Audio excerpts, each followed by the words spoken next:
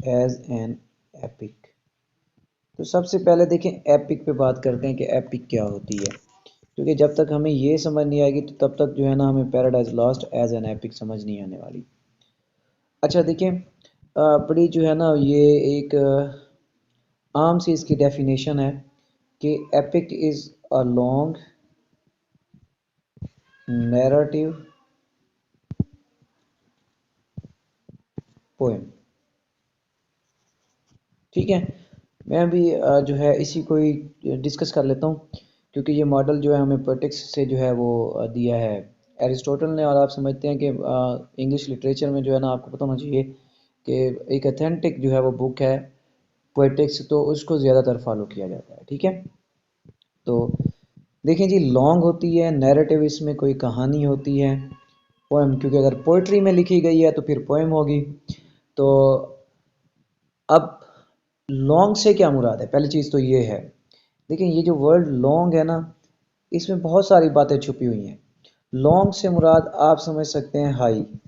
ठीक है, इसका लेवल क्या होता है, वो हाई होता है। लेवल क्या होता है, हाई होता है। यानी हर चीज़ जो है ना वो लॉन्ग होती है, हाई लेवल की होती है। छोटे लेवल की कोई भी चीज़ जो है ना इसमें इस्तेमाल नहीं की जाती। ठीक है, एक तो आपने ये बात जो है ना अपने माइंड में बिठा लेनी है कि लॉन्ग नैरेटिव से कहानी बयान करती है। आगे जब हम चलते हैं तो इस पे जो है ना मज़ीद बहस करते हैं। थोड़ा सा हम इसी को ही देख लेते हैं कि लॉन्ग नैरेटिव पोएम लेंथी होगी, हर चीज़ उसके क्या होंगे, लेंथी, लेंथ में होंगे। उसका कोई भी चीज़ जो है ना वो लो लेवल की नहीं होगी, हाई लेवल की हर चीज़ होगी। कुछ भी होगा वो सारा का सारा क्या होगा, हाई लेवल का ही होगा। ठीक है, तो अब देखें करैक्टरिस्टिक्स क्या होते हैं किसी एपिक के जो है ना, वो हम ये देख लेते हैं ताकि हमें करैक्टरिस्टिक्स होना तो ये चाहिए था कि ये लिखा हुआ होना चाहिए था। चले मैं हाथ से लिख देता हूँ। देखें करैक्टरिस्टिक्स क्या होते हैं, जब तक हमें जो है ना वो करैक्टरिस्टिक्स की समझ नहीं आती कि जो डिमांड होती है किसी एपिक की वो क्या होती है, तो तब तक जो है ना हम इस टॉपिक पे जो है वो बहस नहीं कर सकते। तो देखिए करैक्टरिस्टिक्स में बहुत सी चीज़ें आती हैं कि उसका थीम, उसके करैक्टर्स, उसकी जो है लेंथ आ जाती है, लैंग्वेज आ जाती है, स्टाइल आ जाता है।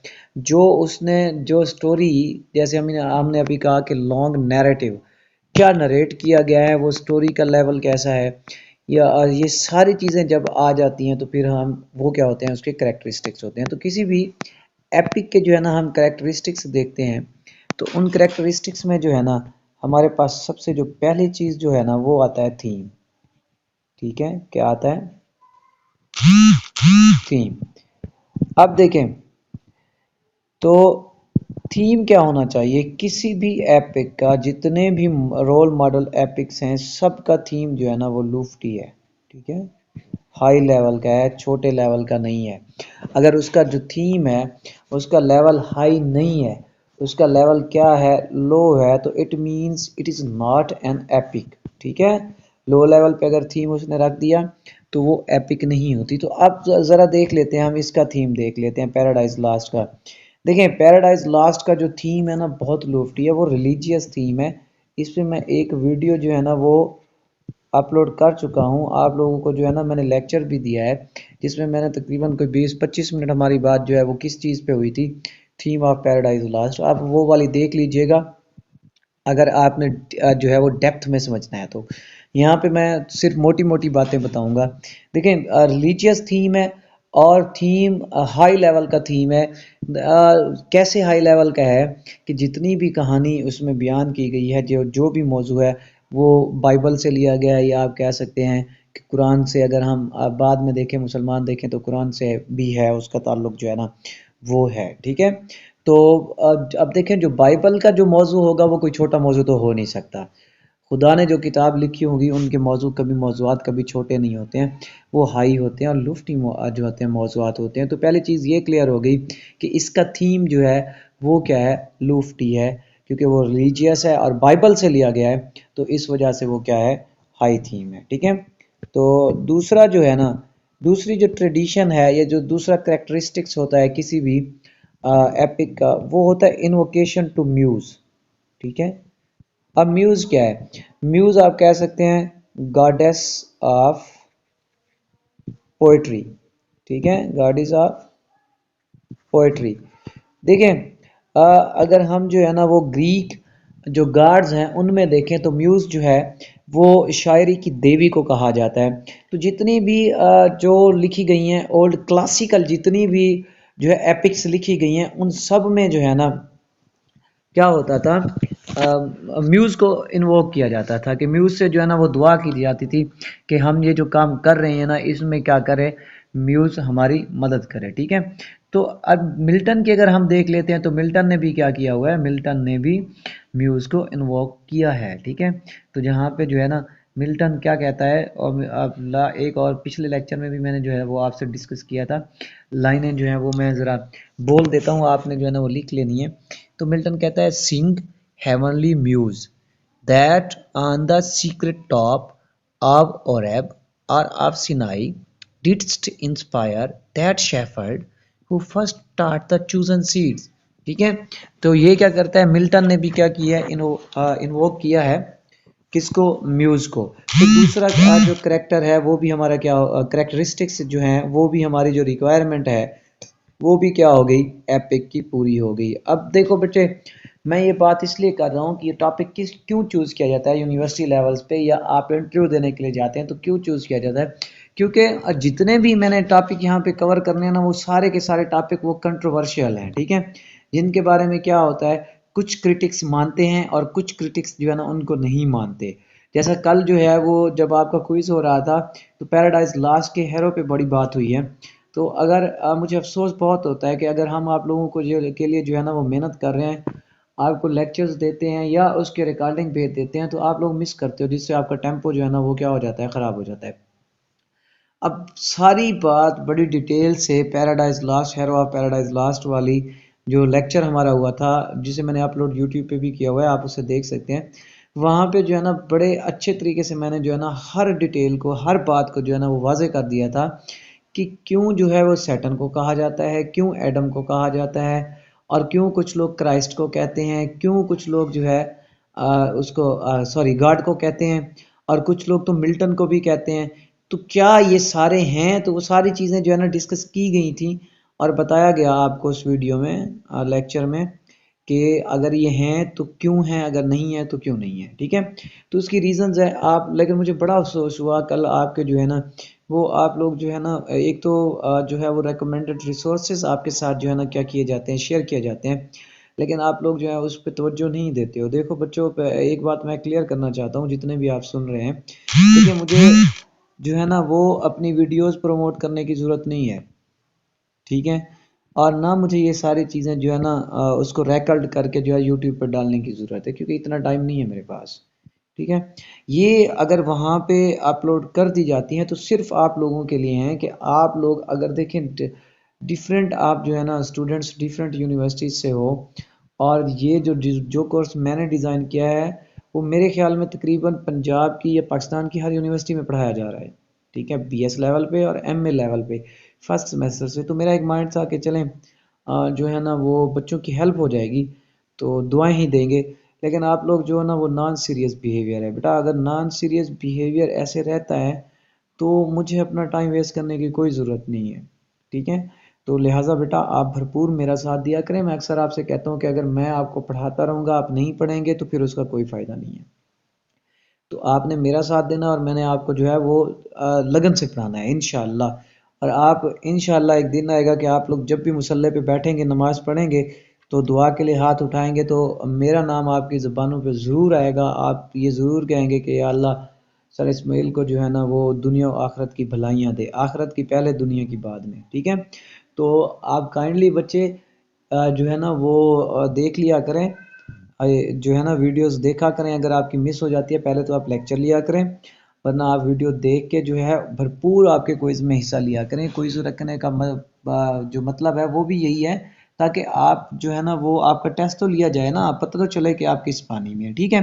तो बात कहीं से कहीं चली गई है, सॉरी बच्चे इसके लिए, लेकिन ये हकीकत थी जो मैंने आपसे बात करनी थी, मेरे दिल में था कि देखें ना अभी आप अगर टाइम देखें तो तकरीबन 9:30 से ऊपर हो गए हैं। अब ये टाइम आपके लिए मैं निकाल रहा हूँ, मैं ये नहीं कह रहा मैं एहसान कर रहा हूँ, मैंने अपने रब से दुआ की हुई है, लेकिन आप जब बच्चों साथ नहीं देते तो फिर दिल दुखता है। तो मैं तो अपनी तरफ से कोशिश करता रहूँगा और मैं उम्मीद करता हूँ कि आप बच्चे जो हैं वो साथ देंगे, इसमें बेटा आपका ही फ़ायदा है, मेरा ना तो कोई फ़ायदा है और ना ही मेरा कोई नुकसान है, लेकिन मैं फिर भी आपके साथ हूँ। अगर आप साथ चलेंगे तो इंशाल्लाह फिर हम आपका पूरा पूरा साथ देंगे। अगर जो बच्चे रेगुलर बेसिस पे आते हैं, मुझे पता है चंद एक दो बच्चों का मुझे पता है वो नाम उनके अक्सर जो है वो मैसेजेस भी आए होते हैं, तो उनको मैं अलग से एक जो है ना ग्रुप बना के उन बच्चों को सिलेक्ट करके पढ़ाऊँगा। लेकिन मैं चाहता हूँ कि आप सारे पढ़ो और मैं सबको पढ़ाऊँ, और जब मैं टेस्ट दूँ तो आप मुझे 100% दो। ठीक हो गया बच्चों?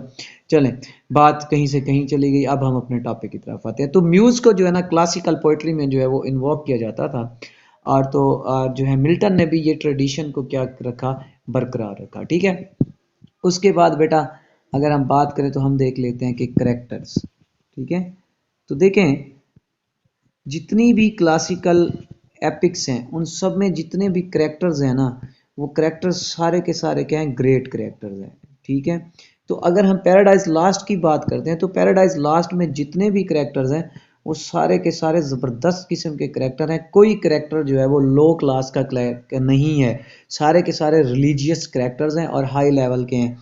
गॉड आप देख लें, ठीक है, उसके बाद जो है आप देख लें एडम देख लें, ईव है, क्राइस्ट है, और उसके बाद सैटन है। तो ये सारे के सारे करेक्टर्स जितने भी हैं ना, ये सारे के सारे हाई लेवल के करेक्टर हैं, कोई भी करेक्टर जो है इनमें छोटा नहीं है। ठीक हो गया जी। पहली चीज़ मैंने आपको क्या बताई, एपिक होती क्या है, फिर उसके करेक्टरिस्टिक्स में हमने सबसे पहले थीम की बात की है, उसके बाद जो है हमने एक ट्रेडिशन म्यूज़ को इन्वॉल्व करने वाली उसकी बात की है, फिर उसके बाद करेक्टर्स आ गए। अब अगली चीज़ की तरफ चलते हैं। अगली चीज़ हम देख लें तो हम देख लेते हैं यहाँ पे स्टाइल देख लेते हैं।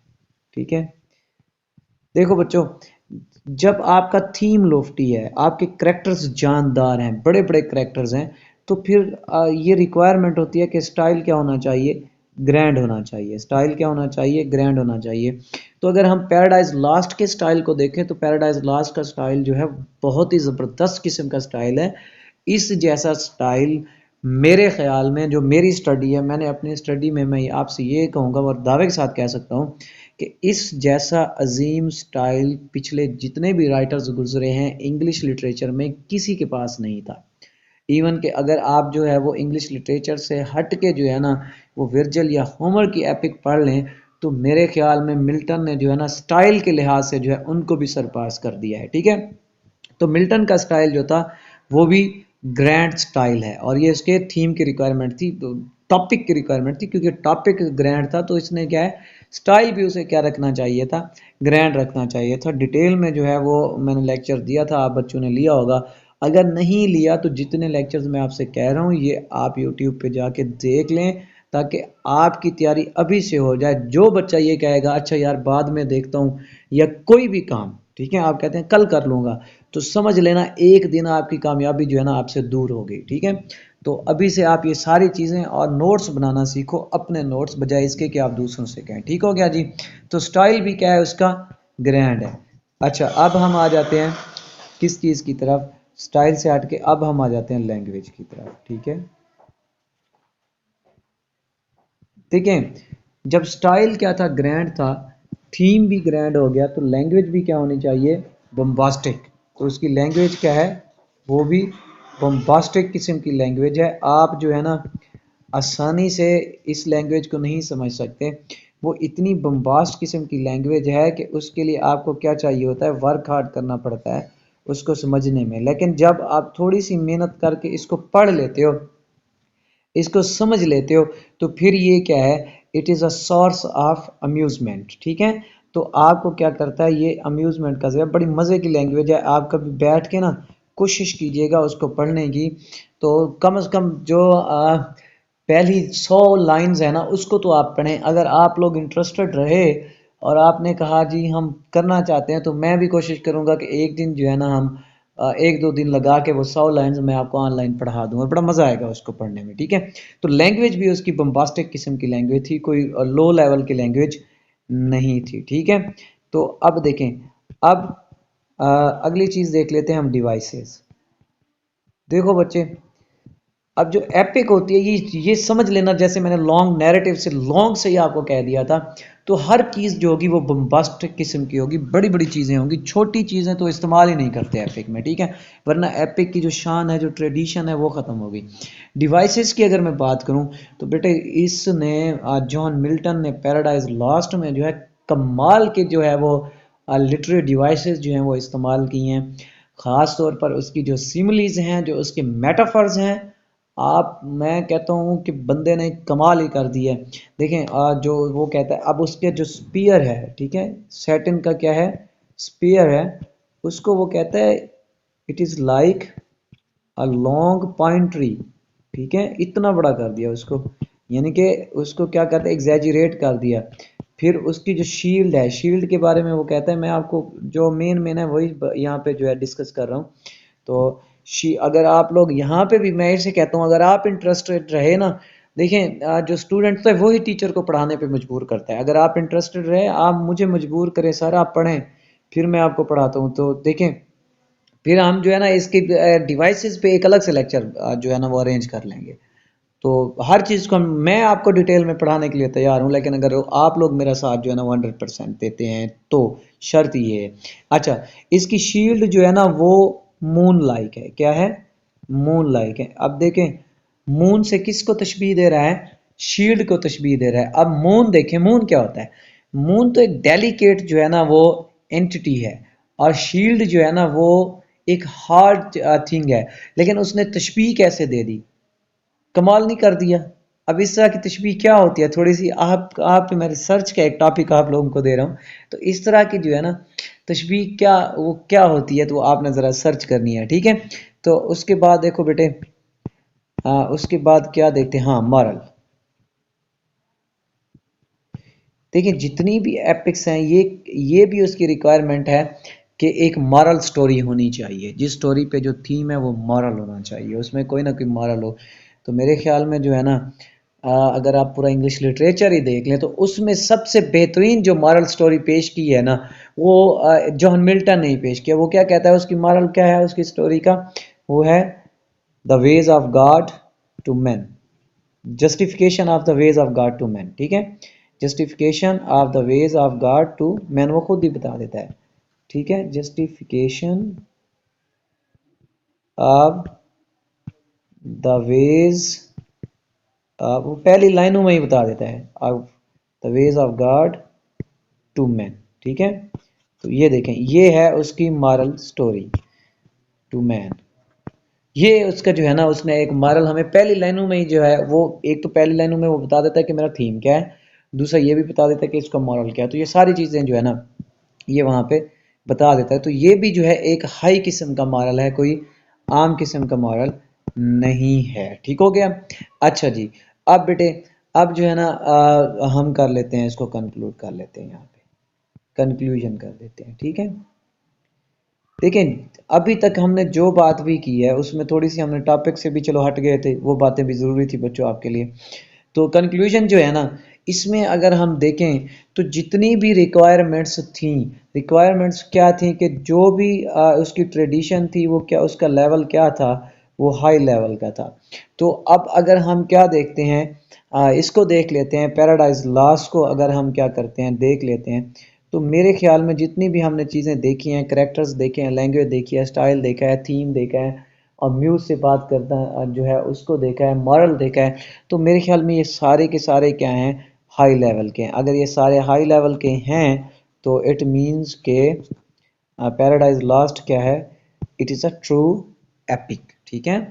सो if you are agree to these characteristics, it means that paradise lost is the true epic, ठीक है। सो एक और बात आप याद रखिएगा, ये इंग्लिश लिटरेचर में फर्स्ट एपिक है, ठीक है, it is the first proper epic, ठीक है, इन इंग्लिश लिटरेचर, ठीक है। देखें, इससे पहले इंग्लिश लिटरेचर में कोई प्रॉपर एपिक जो है वो मुझे नहीं मिलती, ओह सॉरी हमें नहीं मिलती, मैं कौन हूँ। अच्छा, तो बेटे ये जो वर्ड ये मैंने क्यों यूज़ किया यहाँ पे, क्योंकि पहले जो है ना आपके पास जो है वो फेरी क्वीन है, इससे पहले सिर्फ एक है, क्या है आपके पास, फेरी क्वीन है, ठीक है। लेकिन फेरी क्वीन जो है वो एपिक ट्रेडिशन पे जो है वो सही तरीके से जो है वो नहीं उतरती, तो इसलिए जो है उसे हम एक प्रॉपर एपिक नहीं कहते। और सबसे पहली जो है ये पैराडाइज लॉस्ट जो है ये उस पे जो है ये पूरी आती है, तो इसलिए हम इसे क्या कहते हैं, प्रॉपर एपिक बोलते हैं, ठीक है बेटा।